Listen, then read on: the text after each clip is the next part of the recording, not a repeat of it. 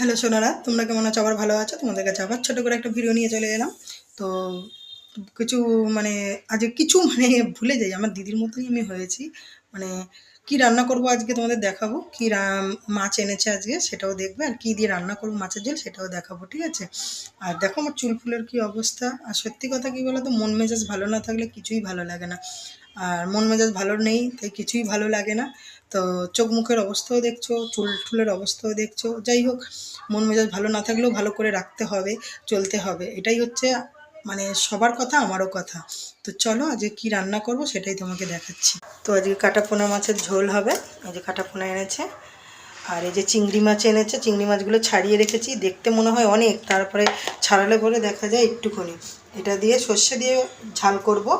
আর এইগুলো হচ্ছে তোমার সেই গাটি কচু, বড় বড় গাটি কচু দিয়ে আলু দিয়ে মাছের ঝোল করব।